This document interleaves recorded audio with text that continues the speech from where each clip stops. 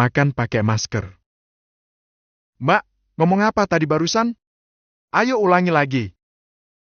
Ucap Aras dengan nada songong. Ya kalian itu gak tahu malu. Terutama pacar kamu tuh. Cewek kalau pakai jilbab harus tahu batasan lah.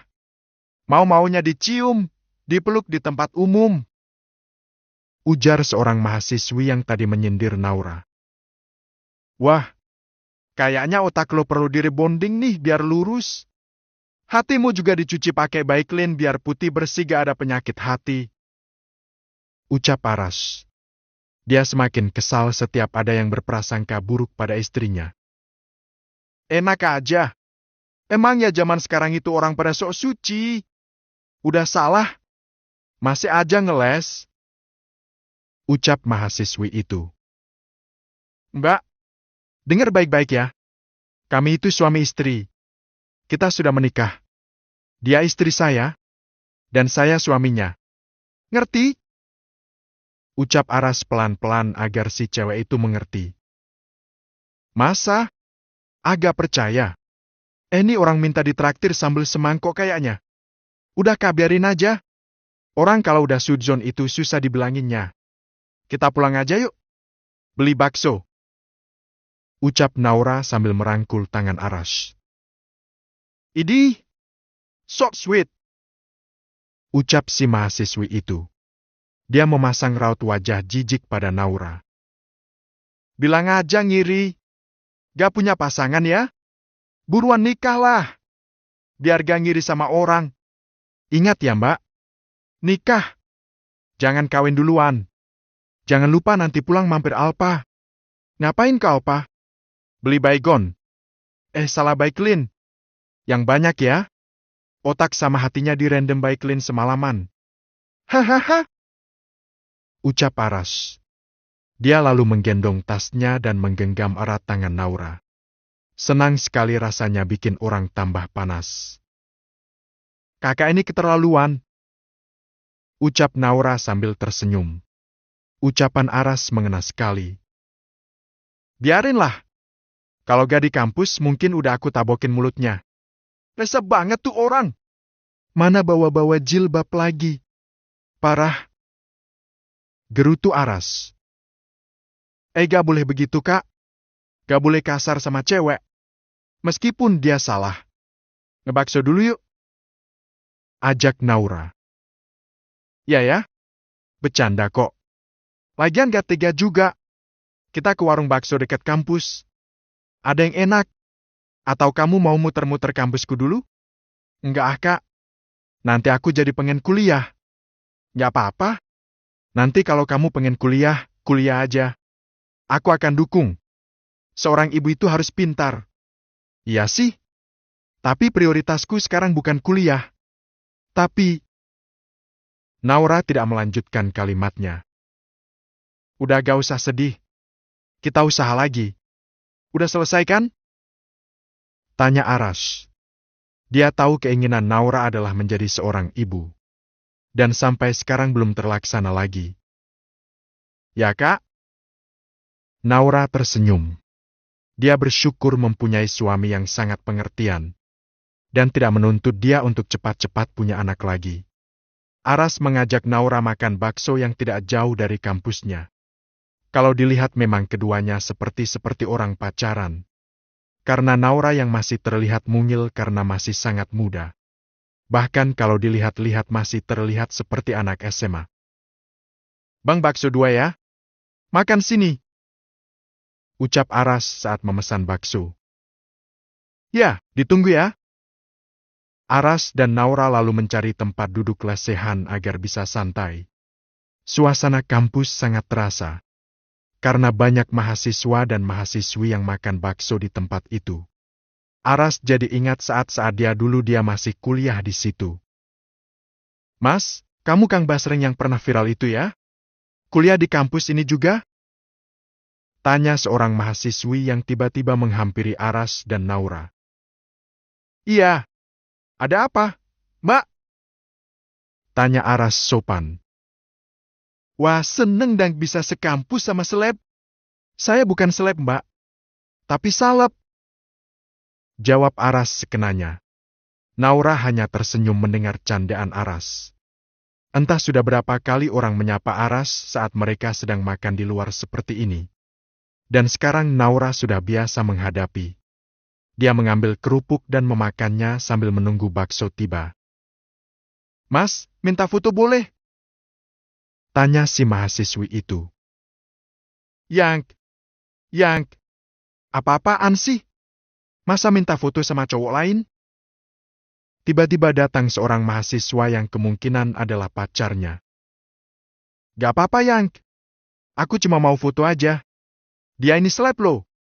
Kalau aku pasang foto Kang Basring bisa FYP nanti. Tapi Yang, udah jangan berisik ah."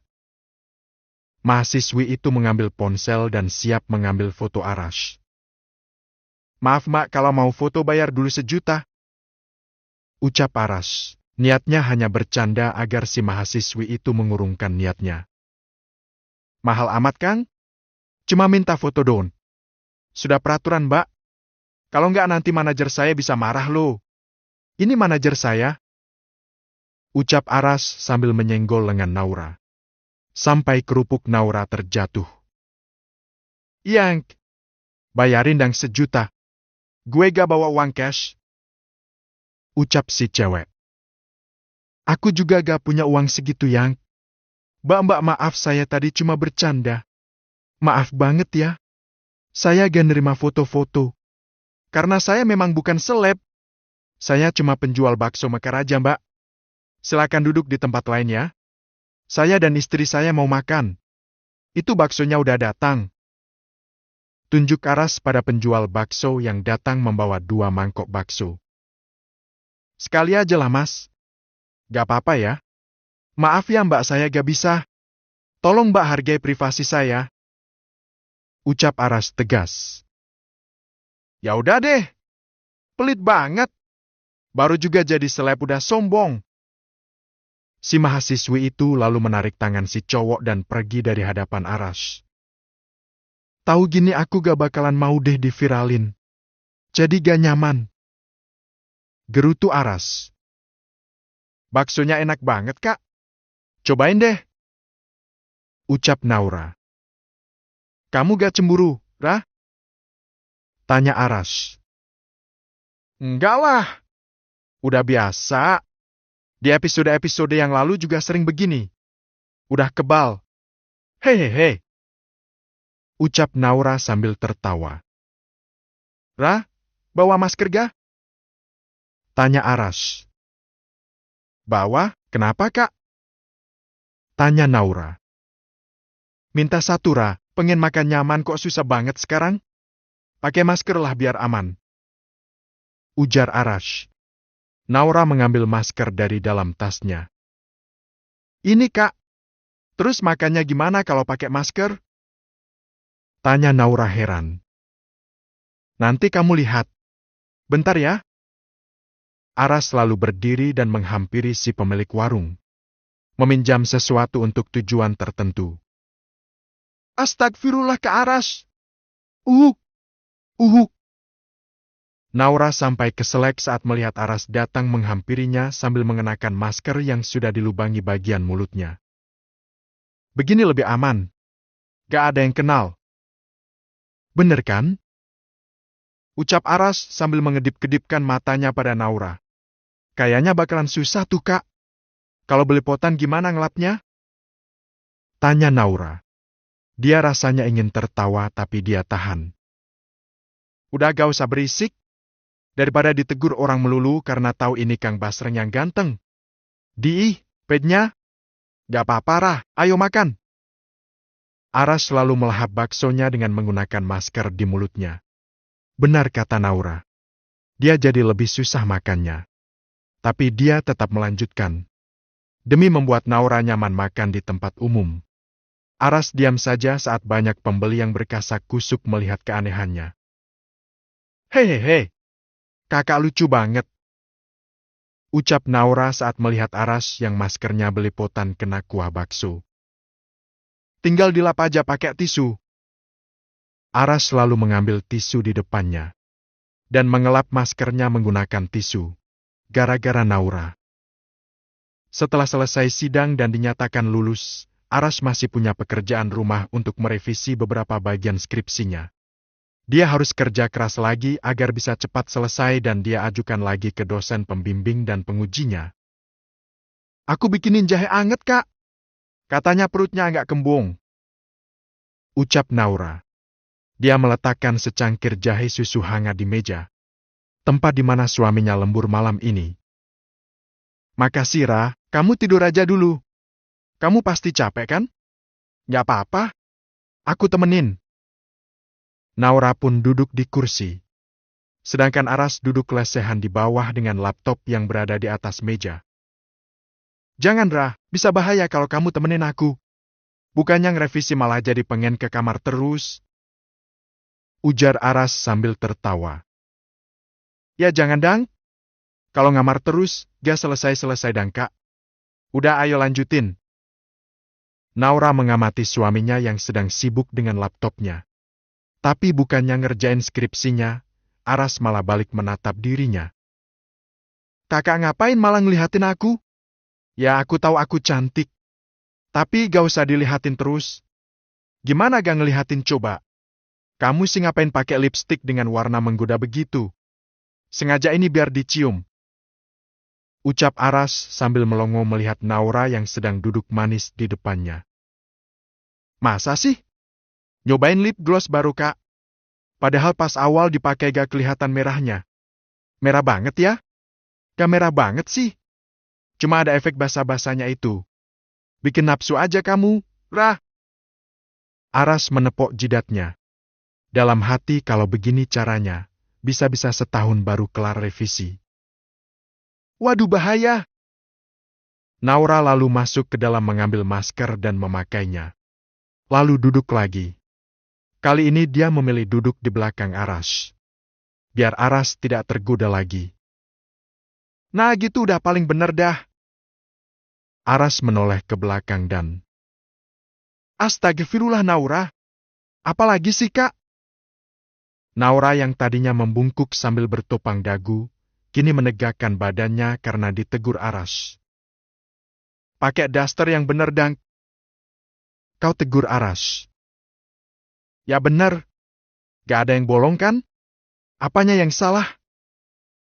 Naura meneliti daster yang dia pakai. Dan menurutnya tidak ada yang salah. Coba kamu berpose kayak tadi lagi. Membungkuk terus bertopang dagu. Tita Aras. Naura menurut. Dia mengulang lagi pose seperti yang tadi. Gimana? Mana? Ada yang salah? Naura masih belum menyadari apa yang dimaksud Aras.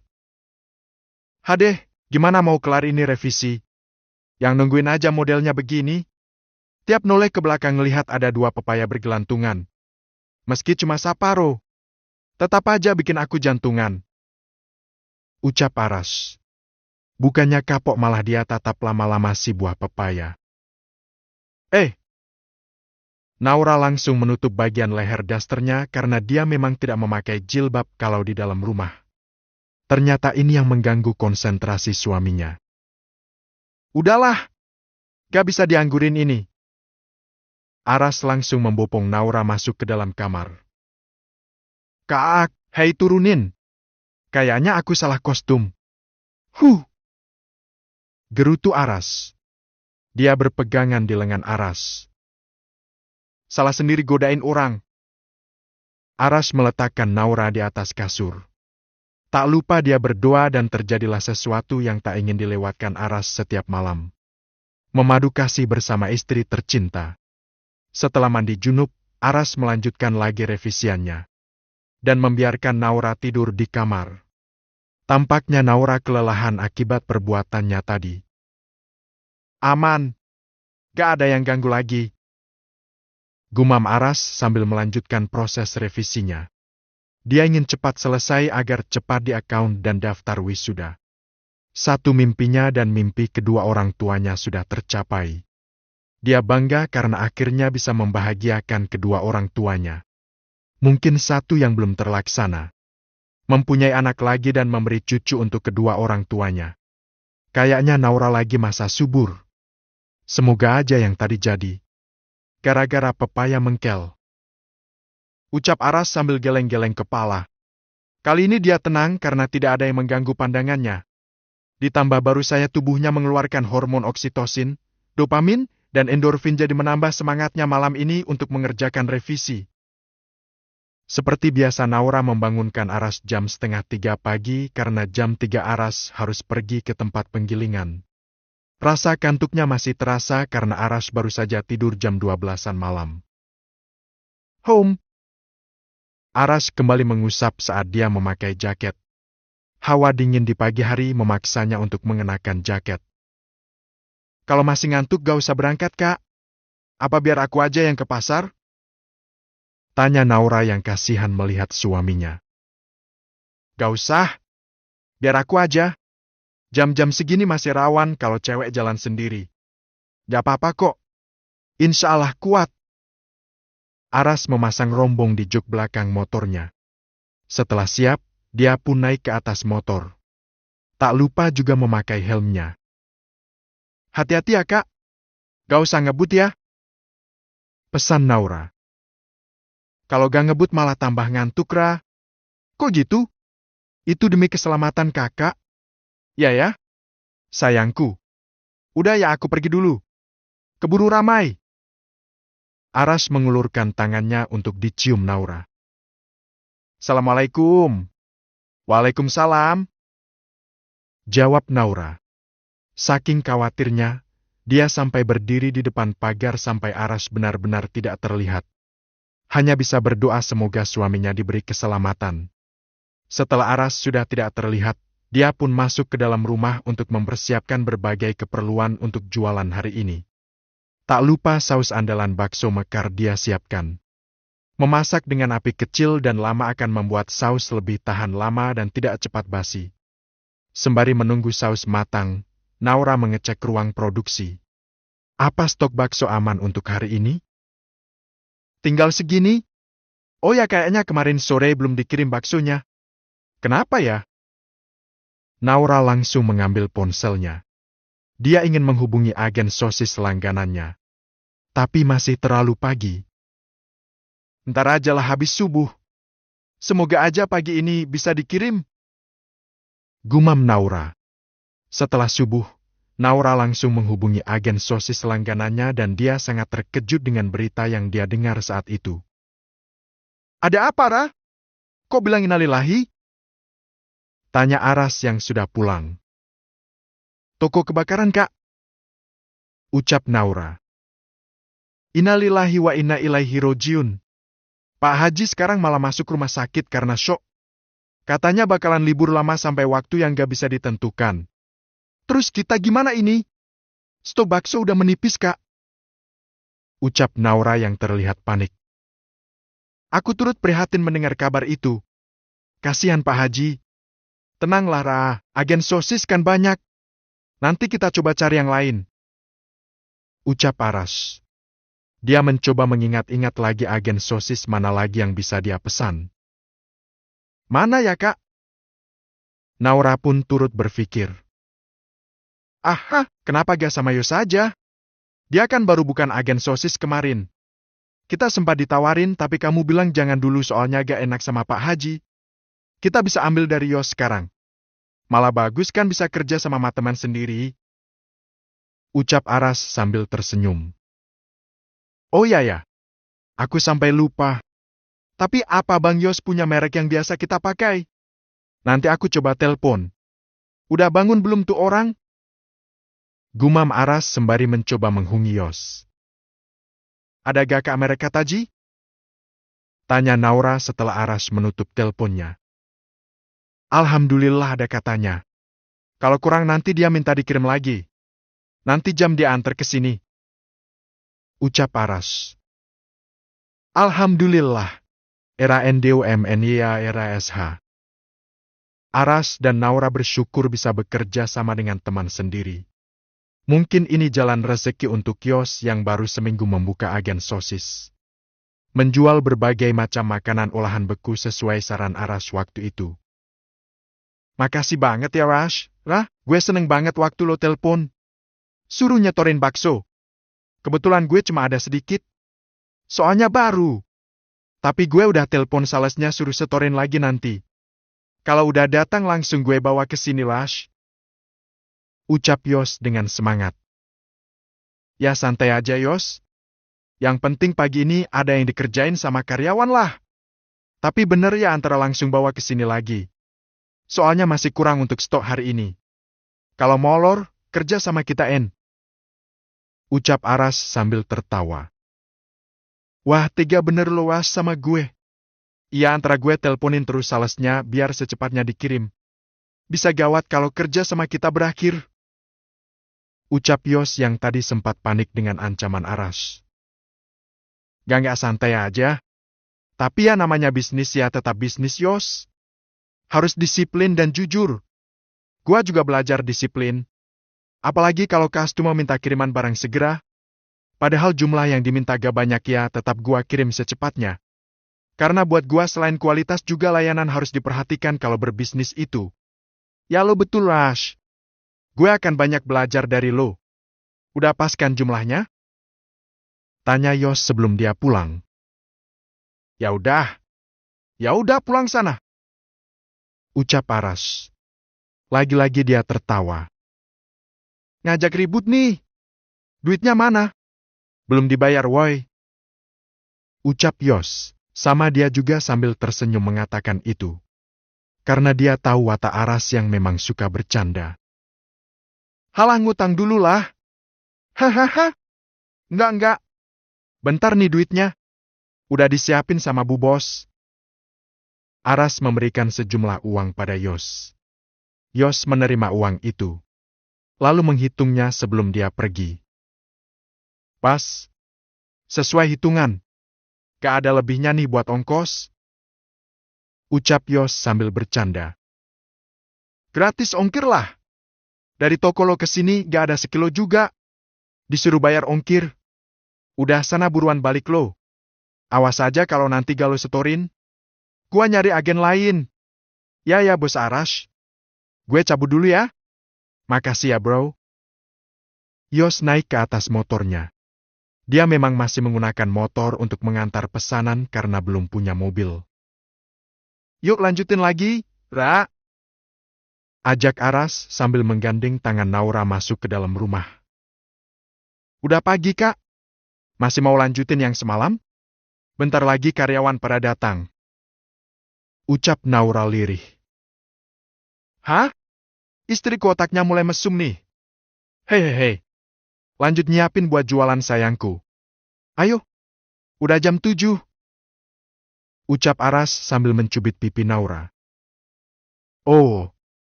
Kirain. Jawab Naura malu-malu. Pengen lagi ya? Tenang nanti siang ya. Tunggu abang pulang. Ucap Aras sambil mencium puncak kepala Naura. Ih, apaan sih? Cie. Yang malu-malu. Ketagihan ya? Hei.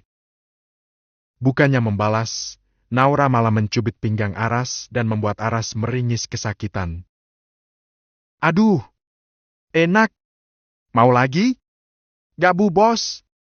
Ampun. Jangan lagi. Kakak mandi dulu sana. Biar aku yang nyiapin peralatannya. Ucap Naura.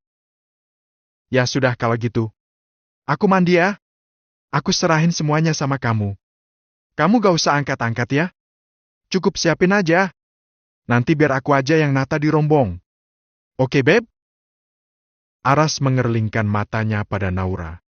Lalu pergi ke kamar mandi. Sembari menunggu Aras selesai mandi, Naura membantu menyiapkan semua yang akan dibawa Aras ke warung. Satu persatu karyawan juga sudah datang. Mbak Naura, Assalamualaikum. Ucap Bu Nur yang baru saja tiba. Waalaikumsalam, Bu Nur. Bu Pipit mana? Gak tahu, Mbak. Bentar lagi mungkin. Ya, Bu, selamat bekerja. Ucap Naura memberi semangat pada setiap karyawannya. Siap, Mbak. Naura melanjutkan pekerjaannya. Lalu datang lagi Bu Pipit dan Mamat. Naura selalu memberikan suntikan semangat untuk para karyawannya. Bu, ngeteh dulu. Ucap Naura dari dalam. Iya Mbak Naura, makasih. Naura juga selalu menyiapkan teh hangat untuk mereka yang bekerja untuknya. Memperlakukan mereka dengan sangat baik adalah kewajibannya. Karena dalam Islam pun sangat memuliakan pekerja. Menjalin hubungan baik di antara keduanya. Tidak ada saling zalim menzalimi. Atasan menzalimi bawahan atau sebaliknya berarti bertentangan dengan agama Islam. Naura mempraktikkannya karena Allah. Semua sudah diatur dalam Islam. Bahkan masalah gaji pun juga ada. Ada sebuah hadis yang mengatakan berikanlah kepada buruh upahnya sebelum kering keringatnya. Hari, Abu Yala lalu memperlakukan pekerja seperti keluarga. Karena keduanya ini saling membutuhkan.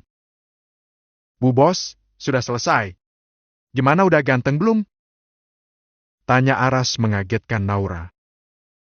Kakak, ngagetin aja. Naura menelisik Aras dari ujung rambut hingga ujung kaki. Wangi banget. Kayaknya pernah nyium wangi ini. Apa ya? Naura mengingat kembali wangi apa yang dipakai suaminya ini. Wangi Kispri. Yang buat nyetrika itu Laura. Nih. Aras menunjukkan botol pelicin setrika pada Naura. Lalu menyemprotkan ke bajunya. Kemarin kan udah pas nyetrika, Kak. Naura menutup hidungnya. Kurang wangi, Ra. Besok kalau nyetrika banyakin ya. Serut. Ucap Aras sambil menyemprot lagi. Itu kan bukan parfum, Kak. Basah lu bajunya. Nggak apa-apa. Nanti juga kering. Yang penting wangi. Orang jualan itu harus rapi dan wangi. Gak enak makan kan kalau yang jualan bau esiem, bau keringat. Aku bawa ya botolnya. Ucap Aras dengan polosnya. Kenapa gak pakai parfum yang biasanya aja sih? Habis Ra, kamu gak mau beliin sih? Udah yang ada aja. Nanti malam aja beli sekalian jalan-jalan. Aras betul-betul membawa botol pelicin setrikaan. Lalu membungkus dan menaruhnya di cantolan motor. Naura hanya bisa geleng-geleng kepala melihat tingkah aneh suaminya itu. Tapi kemudian dia tertawa. Menikmati setiap perbedaan antara dia dan Aras. Justru perbedaan ini yang dia rasa membuat warna tersendiri dalam hidupnya. Hidupnya jadi tidak monoton karena ada Aras. Aras mengangkat satu persatu perlengkapan dan bahan untuk jualan bakso mekar dan es teh.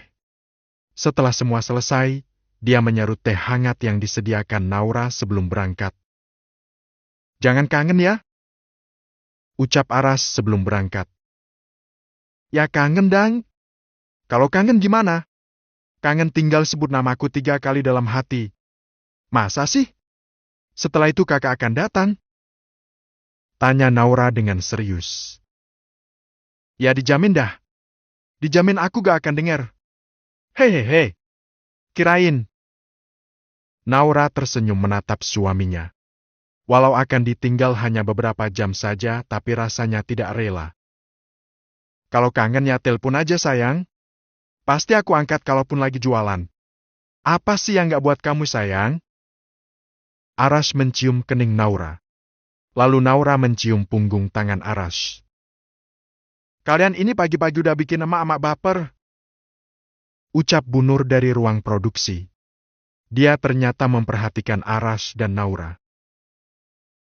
Hahaha. Gak apa-apa Bu Nur. Biar Bu Nur pengen cepat pulang ketemu suami. Minta peluk ya Bu Nur. Celetuk Aras. Dia pun berpamitan akan pergi ke warung. Aras sudah berangkat dan tiba waktunya Naura untuk mempersiapkan liftnya pagi ini. Tapi tiba-tiba ada tetangganya yang datang. Assalamualaikum Bu Naura. Waalaikumsalam, Bu Soleh. Ada apa ya? Beneran asinya udah gak keluar lagi? Tanya Bu Soleh dengan wajah sedih. Harus waspada. Lama-lama memang Naura sudah tidak mengeluarkan ASI. Karena dia semakin jarang memompa. Alhasil produksi ASI semakin berkurang dan pada bulan kelima setelah meninggalnya Alfa, ASInya benar-benar sudah tidak keluar lagi. Tetangga yang selama ini menerima donor ASI dari Naura pun bingung karena sudah tidak ada pasokan ASI lagi untuk anaknya. Maaf ya Bu Sholeh, ASI saya sudah tidak bisa keluar. Kalaupun keluar juga cuma setetes 2 tetes saja. Gak mungkin saya berikan pada ibu. Bulan kemarin saya hanya beberapa botol saja. Maaf ya Bu, ucap Naura. Dia juga sedih karena tidak bisa membantu tetangganya lagi. Ya gak apa-apa Mbak. Sekarang saya bingung gimana harus beli susu untuk anak saya. Suami saya kadang kerja kadang enggak.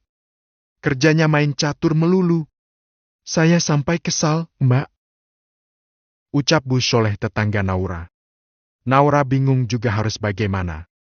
Dia ingin membantu. Tapi melihat sifat malas Pak Sholeh, dia jadi enggan. Karena nanti malah jatuhnya malah memanjakan dan membuat keluarga Pak Sholeh tergantung padanya.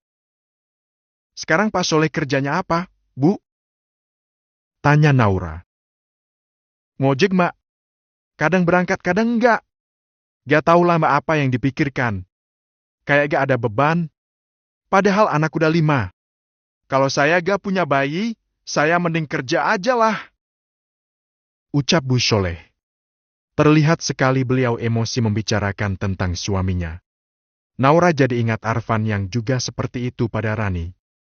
Tapi menurutnya Pak Sholeh lebih parah karena anaknya sudah 5 dan belum juga serius bekerja mencari nafkah. Kadang dia suka heran dengan para lelaki yang malas seperti itu. Allah memberi tanggung jawab pada seorang laki-laki untuk mencari nafkah. Tapi mereka kadang tidak mau melaksakan tanggung jawabnya. Padahal jika itu dilakukan, akan besar pahalanya. Sabar ya Bu, apa Pak Sholeh kerja di sini aja Bu? Motong bakso bisa kan? Akhirnya kalimat itu yang keluar dari mulut Naura.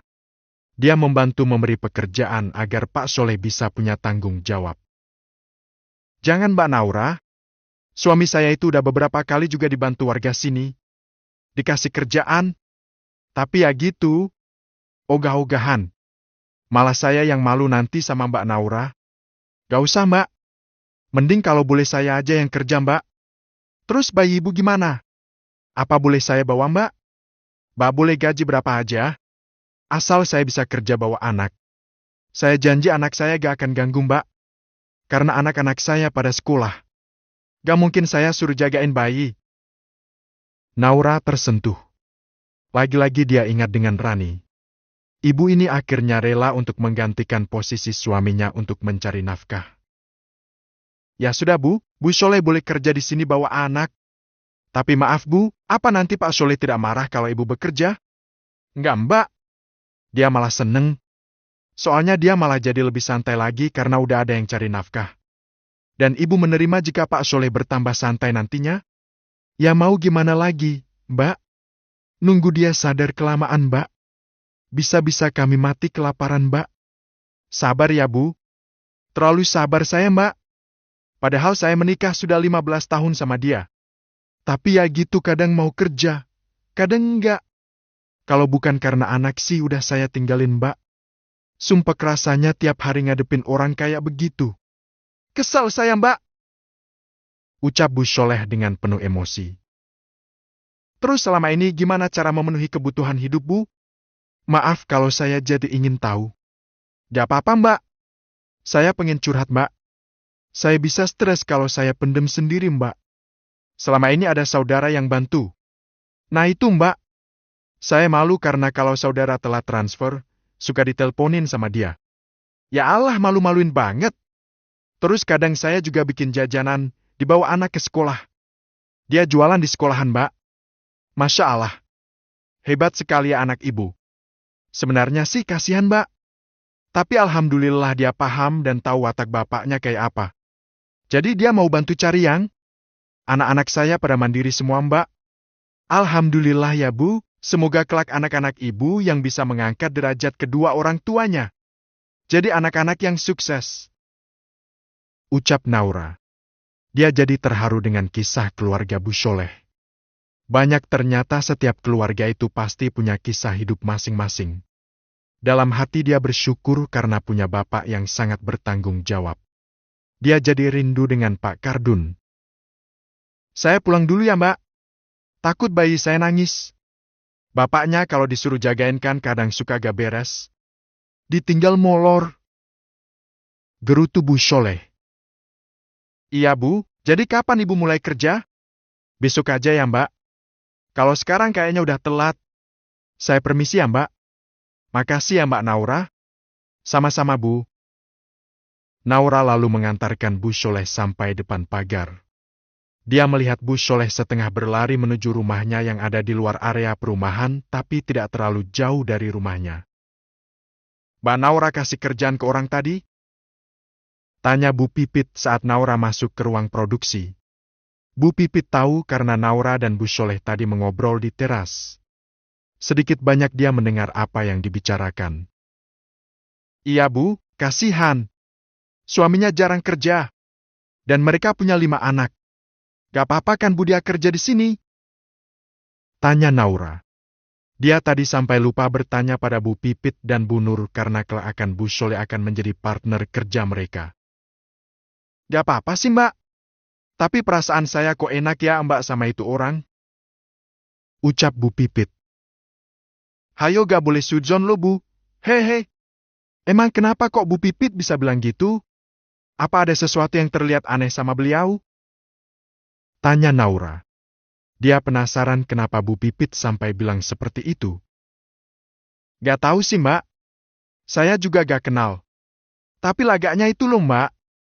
Kayak gimana ya? Susah dijelasin. Pokoknya Mbak harus hati-hatilah. Gak semua orang itu bisa dipercaya, Mbak. Yang terlihat baik juga belum tentu baik aslinya. Kami ini kan udah banyak makan asam garam, Mbak. Jadi ya taulah gelagat orang yang gak bener. Tapi semoga saja perasaan saya yang salah. Ucap Bu Pipit lagi. Kali ini Naura diam saja. Dia malah jadi ragu untuk mempekerjakan Bu Sholeh. Tapi dia sudah terlanjur menjanjikan pekerjaan untuknya. Kamu ini lo malah bikin Mbak Naura galau. Kalau mau nolong ya nolong aja. Mbak Naura orang baik. Masa ada orang yang tega jahatin sih? Pit supit. Celetuk Bu Nur. Ya aku cuma ngingetin Nur, Sanur. Masa gak boleh? Cuma kasihan aja sama Mbak Naura kalau ternyata cuma dimanfaatin aja. Pokoknya ya Mbak saya akan pantau dia terus. Biar gak ada celah untuk manfaatin Mbak Naura. Ucap Bu Pipit sambil menimbang basreng. Naura hanya tersenyum. Dia percaya pada Bu Pipit. Memang di zaman sekarang harus selalu waspada. Mendapat izin dari era SH. Satu hal yang dilupakan oleh Naura saat memutuskan untuk memberi pekerjaan pada Bu Sholeh adalah dia memutuskan sendiri tanpa minta izin dulu pada Arash. Dia menyadari itu saat merenung setelah salat zuhur. Dia sudah lancang karena harusnya meminta izin dulu pada suaminya. Setelah makan siang, dia duduk di ruang ramu sambil menunggu Arash pulang-pulang dari warung. Sembari menunggu, dia mengecek pesanan hari ini. Berapa jumlah pesanan yang masuk setelah dia lift tadi pagi? 235. Alhamdulillah ya Allah. Semoga besok lebih banyak lagi. Naura lalu menyetak resi dan memberikan pada karyawan Naura bagian packing. Dan sekarang dia tinggal duduk santai menunggu suaminya pulang. Harusnya siang ini dia ke kedai Rani untuk menemani kakak iparnya itu seperti biasa. Tapi dia tidak tenang jika belum membicarakan masalah tadi pada Arash. Apapun keputusan Arash nanti, dia akan terima. Naura langsung berlari ke depan saat mendengar motor Arash. Hari ini memang Arash sengaja memakai motor karena sudah lama dia tidak memakai motornya untuk angkut barang sejak ada pickup. Kak Arash? Panggil Naura saat Arash memarkir motornya. Assalamualaikum. Cantik. Ada apa nih? Tumben langsung nyamperin. Tanya Arash setelah melepas helmnya. Waalaikumsalam. Biar aku bantu Kak. Ucap Naura setelah mencium punggung tangan suaminya. Ya udah ini yang kotor-kotor tolong bawa ke belakang ya. Ucap Arash. Dia memberikan baskom dan beberapa peralatan lain yang kotor. Bekas jualan tadi. Iya, sini aku bawa semua. Ucap Naura memborong semua yang kotor dan membawanya ke belakang. Wonder Woman dan istriku! Ucap Aras sambil tersenyum. Setelah rombongnya kosong dia menurunkan dan mengembalikan di tempat semula. Entah kapan dia memakainya lagi. Karena esok dia akan memakai pickup lagi. Kak, udah makan? Tanya Naura. Udah tadi di warung. Bekal yang aku bawa tadi pagi. Alhamdulillah capeknya. Ucap Aras sambil menyelonjorkan kaki setelah mencucinya lebih dulu. Sini aku pijitin, Kak. Ucap Naura. Dia duduk di sebelah Aras sambil memijit tangan Aras. Saudara, kamu kan juga capek. Temenin aku ngobrol aja. Gak usah pijitin. Oh ya, kamu gak ke kedai Rani? Tanya Aras yang heran karena Naura masih ada di rumah jam segini. Ya kak, nanti aja. Nungguin kakak pulang dulu. Ada yang mau aku omongin sih? Minum dulu kak. Ada apa sih? Aras meminum air putih yang disediakan istrinya. Dia menatap Naura. Kelihatan sekali ada yang mau dibicarakan istrinya. Kak, sebelumnya aku mau minta maaf. Ucap Naura dengan nada menyesal. Kenapa? Tadi Bu Sholeh kesini. Yang biasa aku kasih ASI. Udah seminggu ini kan ASIku udah gak keluarkan kak. Jadi aku udah gak bisa kasih ke dia lagi sekarang. Ya terus? Apa hubungannya sama aku? Aku kan gak rebut ASInya kan? Ih kakak nih. Serius? Iya ya. Serius. 4 rius malah. Bu Sholeh sekarang bingung beli susu buat anaknya gimana. Karena Pak Sholeh itu gak pernah serius bekerja. Terus aku nawarin kerjaan Bu Sholeh. Tadinya si Pak Sholeh. Tapi dia bilang biar dia aja. Karena dia tahu watak suaminya kayak apa. Oh gitu? Ya udah gak apa-apa. Bagian apa? Motong basreng. Maaf ya kak. Aku mutusin sendiri. Gak rembugan dulu sama kakak. Ya udah sih gak apa-apa. Gitu aja kok. Lagian kamu pasti punya pertimbangan yang pasti baik untuk orang lain. Istriku ini kan baik hati. Aku setuju. Ucap Aras sambil tersenyum. Mengusap tangan istrinya dan menciumnya. Makasih ya kak. Tapi sekarang aku malah kepikiran sama ucapan Bu Pipit. Katanya perasaannya gak enak tentang Bu Sholeh. Takut dia cuma manfaatin kebaikan kita aja nantinya. Ya ucapan Bu Pipit ada benarnya juga sih. Kita harus waspada sama orang. Bukannya sujon. Tapi ya kita gak tahu orang itu kayak apa. Ketemu sekali dua kali gak akan bisa melihat karakter orang yang sebenarnya. Nanti kalau dia kerja seharian sama kita, barulah kita tahu dia seperti apa. Semoga aja dia beneran baik. Dan beda sama suaminya. Amin. Semoga aja ya kak. Bu Sholeh cerita semua masalah rumah tangganya sama kamu? Tanya Aras. Ya, katanya suaminya kerjanya ya begitu. Lebih sering catur. Padahal anak udah 5. Tapi gak ada tanggung jawabnya gitu. Kasihan ya kak. Aku jadi inget Rani dan Kak Arfan. Tapi saat aku main catur sama Pak Sholeh, beliau gak pernah tuh jelekin istrinya. Dia orangnya ramah dan gak pernah bicara masalah rumah tangganya. Namanya juga perempuan kak. Ada saatnya dia lelah dan butuh tempat untuk mencurahkan isi hatinya. Gak kebayang kalau ada di posisi Bu Sholeh. Suami gak kerja, anak 5. Belum lagi ada yang sekolah, ada yang masih bayi. Kuat banget mentalnya. Ya juga sih. Ya udah gak apa-apa lah. Kasih kerjaan. Biar meringankan bebannya. Terus anak-anaknya gimana kalau dia kerja di sini? Yang bayi mau diajak kerja kak? Dibawa ke sini. Gak apa-apa kan? Oh gitu? Ya udah gak apa-apa.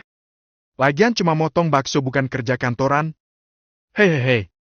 Tapi sekarang kerja kantoran juga ada kok yang bolehin bawa anak. Ya tergantung kantornya sih. Aku ngantuk Rah, aku tidur bentar ya. Ucap Aras. Ya kak. Aku izin ke kedai Terani ya kak. Ya udah sana. Hati-hati ya. Mau diantar ga? Gak usah kak. Aku bisa jalan sendiri. Keesokan harinya Bu Sholeh sudah mulai bekerja di tempat Aras dan Naura. Kesan pertama sangat bagus. Karena Bu Sholeh datang paling awal dibanding yang lain. Dia bahkan membantu Naura menyapu dan mengepel lantai ruang produksi. Naura senang karena Bu Sholeh terlihat sangat baik dan disiplin. Mungkin karena dia terbiasa bekerja keras setiap hari di rumah. Bu, kenalin, ini Bu Pipit, dan sebelahnya Bu Nur, terus yang cowok itu Mamat. Ada lagi 2 orang bagian packing tapi belum datang. Ucap Naura saat mengenalkan Bu Sholeh pada karyawannya. Ya Mbak Naura, panggil saja saya Bu Sholeh. Di sini saya pada kenalnya pakai nama suami. Kalau nama sendiri malah pada gak tahu. Ucap Bu Sholeh. Ya sudah, sekarang mulai kerja ya. Ucap Naura. Dia pun mempersilakan karyawannya bekerja kembali. Dia pun juga menyiapkan untuk lift. Sejauh ini dia mengamati Bu Sholeh tidak ada masalah. Kelihatan tekun dan sat-set. Oh ya, buncernya Alfa kan ada. Biar dipakai, Bu Sholeh meletakkan bayinya. Kasihan kalau diletakkan di lantai, batin Naura. Naura lalu mengambil bouncer milik Alfa. Setiap melihat barang-barang yang pernah dipakai Alfa, membuat Naura teringat masa lalu lagi. Dia pun tersenyum untuk menghilangkan kesedihan hatinya. Bu, bayinya ditaruh di sini. Sudah saya bersihkan. Ya Allah Mbak Naura. Makasih. Bu Sholeh lalu meletakkan bayinya di bouncer. Lalu mulai memotong lagi. Melihat ada bayi di bouncer, membuat Naura jadi kebayang-bayang Alfa. Dia seperti melihat Alfa sedang tiduran di sana. Naura mengalihkan perhatiannya dengan melakukan lift dan berinteraksi dengan para penonton. Dia bersyukur pesanan hari ini membludak, ada 300-an pesanan yang masuk. Alhamdulillah. Udah azan. Saatnya salat dan makan. Gumam Naura sambil membereskan peralatan liftnya. Mbak pulang dulu ya. Ucap Bu Nur dan Bu Pipit yang memilih pulang di jam istirahat. Ya Bu, hati-hati. Naura pun masuk. Dia melihat Bu Sholeh masih di ruang produksi. Mbak Naura, maaf kalau saya mengganggu. Ya Bu, ada apa? Mbak, apa Mbak Naura ada lauk lebih? Sudah waktunya makan siang dan saya belum masak. Anak saya pasti belum pada makan. Pinjam uang. Mendengar ucapan Bu Sholeh, membuat Naura merasa iba. Apalagi melihat bayinya yang sedang digendong. Naura yang tidak tega akhirnya memberikan lauk yang dia masak tadi pagi pada Bu Sholeh. Saya hanya masak ini, Bu, maklum kami hanya berdua saja di rumah. Masak banyak kalau karyawan lagi pengen makan di sini. Soalnya mereka rata-rata kalau siang beli pulang, Bu. Ucap Naura yang siang itu hanya punya lauk tahu tempe dan sayur sop.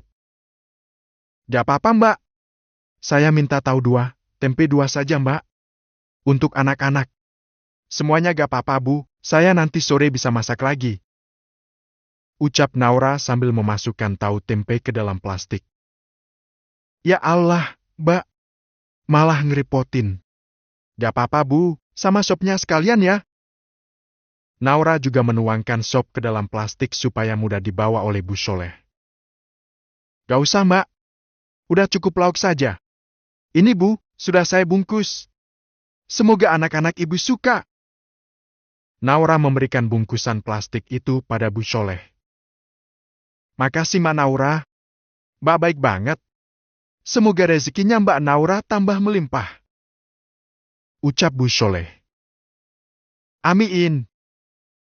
Naura senang sudah bisa berbagi siang ini. Meski dia sebenarnya malu karena hanya memberikan lauk tahu tempe dan sayur sop pada Bu Sholeh. Hari berganti hari. Naura melihat sekarang Bu Sholeh bisa akrab dengan para karyawan yang lain.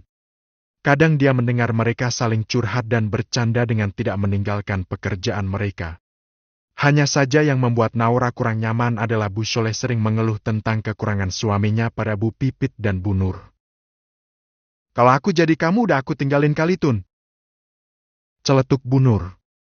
Entah apa yang sedang diceritakan Bu Sholeh yang aslinya memiliki nama Sriatun.